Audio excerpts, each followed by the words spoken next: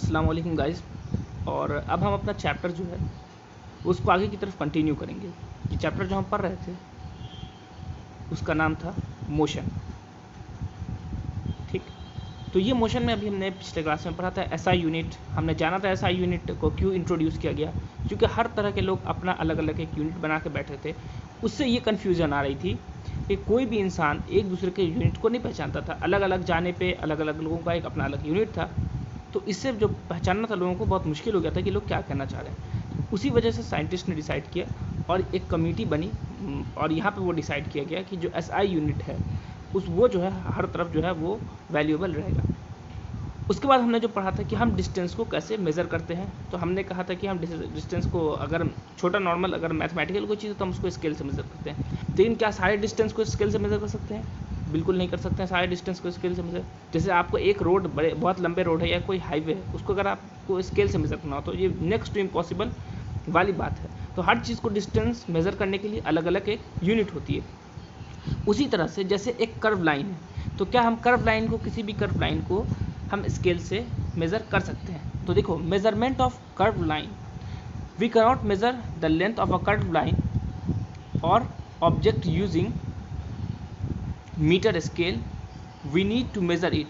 अच्छा, एक एक्टिविटी दिया गया बेसिकली, उसमें कहा गया है कि एक कर्व लाइन को मेज़र करना है। तो कर्व लाइन को मेज़र करने के लिए क्या किया गया है कि एक कर्व लाइन है उसको धागे पे रख के और उस पर छोटे पॉइंट वगैरह डाल के उसको एक मेज़र किया गया है। ठीक है, तो इससे क्या पता चल रहा है कि हर चीज़ को स्केल से मेज़र करना इम्पॉसिबल है। तो ये तो रहा आपका चैप्टर का बेसिक बैकग्राउंड कि आपने डिस्टेंस समझ लिया क्या होता है। ठीक है, और डिस्टेंस कैसे मेज़र करते हैं। तो अब हम आगे की तरफ पढ़ेंगे चैप्टर, उसका नाम है मोशन।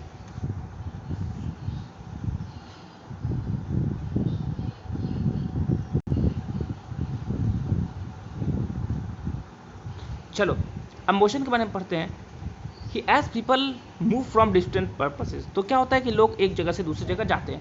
ठीक है, object can also be moved by pushing and pulling and throwing. तो क्या हो सकता है कि ऑब्जेक्ट को भी घुमाया जा सकता है, ऑब्जेक्ट को मूव किया जा सकता है। कैसे? पुशिंग, पुलिंग और थ्रोइंग, या तो धक्का दे करके या उसको खींच करके या फिर उसको थ्रो करके, दस चेंजिंग देयर पोजिशन। और क्या होता है, ऐसे करने से क्या होता है, किसी भी ऑब्जेक्ट का पोजिशन जो होगा वो बिल्कुल चेंज हो जाएगा। A change in the position of a body और an object is called motion. तो क्या होता है कि जब पोजीशन चेंज होता है किसी बॉडी का या फिर किसी ऑब्जेक्ट का, ये देखो, ये मैं इसको हाईलाइट कर रहा हूँ, तो एक बॉडी है उसका अगर पोजीशन चेंज हो रहा है तो मैं क्या कह रहा हूँ कि वहाँ पे मोशन हो रहा है। ठीक है, तो change in the position of a body, किसी भी एक बॉडी है, मान लो एक बॉडी है, इसका मैं पोजीशन यहाँ से उठा कर यहाँ कर दिया, तो यहाँ पे क्या हो गया, एक मोशन हो गया। ठीक है, for example when we throw a ball, जैसे एग्जाम्पल के तौर पर अगर हमने कोई बॉल को थ्रो किया, the ball is in motion, तो बॉल का इसमें मोशन होगा until it lands the ground. हाँ, जब तक कि वो ग्राउंड पे लैंड नहीं कर जाए। ठीक है, तो क्या होता है कि जब भी कोई बॉल को मैंने हवा में उछाला तो जब तक वो ग्राउंड पे लैंड नहीं करता है तो वो क्या होता है, मोशन में होता है। Similarly water flowing in the river is in continuous motion, उसी तरह से अगर वाटर जो है वो रिवर में फ्लो कर रहा है तो वो कॉन्टीन्यूस मोशन में होगा। जैसे वाटर इस तरह से अगर फ्लो करते हुए जा रहा है तो क्या होगा, ये कॉन्टीन्यूस मोशन में हो जाएगा।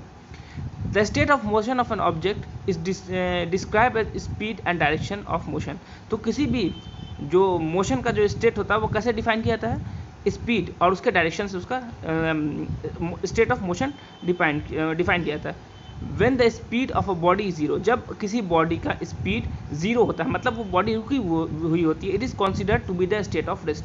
ठीक है, या तो मैं कहूँ कि स्पीड जीरो है मतलब कोई स्पीड नहीं है, मतलब बॉडी रुकी हुई है, तो क्या कहेंगे, जब अगर किसी बॉडी का स्पीड अगर जीरो है तो हम कह सकते हैं ना कि वो बॉडी जो है वो रुकी हुई है।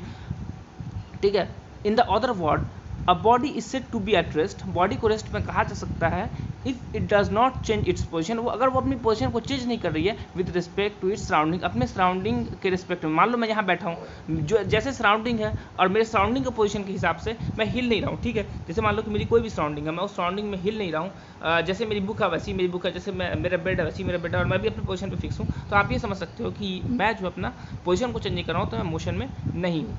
ठीक है, उसके बाद आते हैं टाइप्स ऑफ मोशन। मोशन कितने टाइप का होता है, the different types of motion can be categorised as follows. तो जो डिफरेंट टाइप ऑफ मोशन है उसको कैटेगराइज किया गया। वेट, तो इसमें जो पहला टाइप है वो आपका क्या है, ट्रांसलेशनल मोशन। ट्रांसलेशनल मोशन आपका पहला टाइप है। The motion by which a body और एन ऑब्जेक्ट, ऐसा मोशन जिससे कोई बॉडी या फिर कोई object shifts from one place to another, एक जगह से दूसरी जगह जाता है, is known as translation motion. मतलब आपका बॉडी एक जगह से दूसरी जगह जा रहा है तो वो आपका कहलाता है translation motion.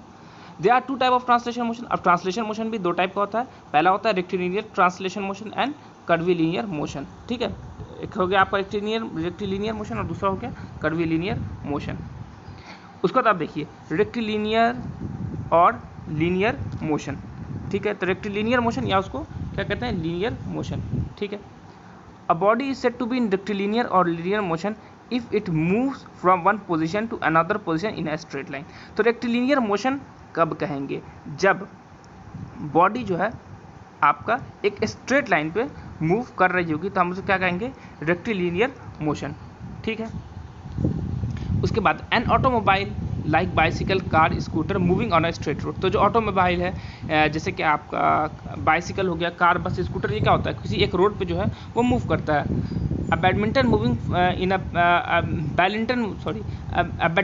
Battalion moving in a parade, an apple falling from the tree and a striker hitting a coin और carrom board are the example of rectilinear motion. तो आप देख रहे हैं कि जैसे कोई बटालियन है, अगर वो पैरेड के दौरान क्या होता है, एक जगह से दूसरी जगह मूव करता है, या फिर कोई एप्पल ऊपर से नीचे गिरता है, तो ये सब क्या एग्जाम्पल होता है आपका रेक्टिलिनियर या फिर लीनियर मोशन का एग्जाम्पल होता है।